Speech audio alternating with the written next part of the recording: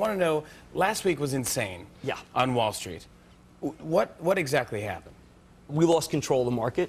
The market dropped 700 points in probably 4 minutes. Yeah. The machines took control. When I walked out, I didn't like the market. I said it's too expensive. And 4 minutes later, I said it's gotten very cheap because it had just plummeted like that. But the rumor I heard is that it was a typo, that some guy typed in billion instead of million. Right. There's only an N between those two, so it's possible that it was a fat finger. But I've got to tell you, Jimmy, the scariest thing was we don't know. I mean, honestly, they called down the heads of the exchanges today. No one knows why it happened. I mean, not very confidence-inspiring. But how is that possible, right? I mean, you think like that can't be the way. It's all run by machines. They're there's no human touch involved. And the machines just speak to each other. It is the Terminator, okay? It's not only the rise of there's no John Connor. We need John Connor for the SEC. Yeah. I mean, there's no one in control whatsoever.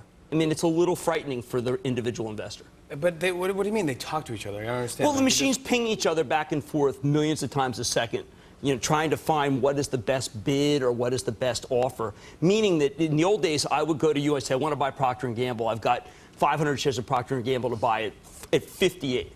Now it's just a machine to a machine trying to find that order, except for it's 50,000 or 500,000. And it overwhelmed the system. We lost control. No one had control of this market. It just sounds crazy to me. I mean, well, it's real money, and people lost a lot of money. I mean, I mean, right. 1,000 points at one point it dropped. It was incredibly scary. I mean, you're on there, I'm watching it, and you know that something's wrong because Procter & Gamble's at 62, and then it's at 39. I mean, this is a good company, Head & Shoulders, Crest. I mean, it's a real company. Yeah. And the money just disappeared. Later on, we tried to sort through the trades. We still have no idea who did it, what happened, why it happened, which, again, given the fact that there is a government, we should have answers. We have no answers at all. That makes you feel great. Right. That is insane. It was. I mean, you were blaming Greece. They were saying, is it Greece? Or? Well, why it was happening that we were seeing the scenes of people rioting. So almost everyone we talked to felt it was real. It's like, yes, it's down because there's rioting in Greece. Yeah. And I was saying, no, it's down. It's completely phony. Ignore it. Don't worry about it.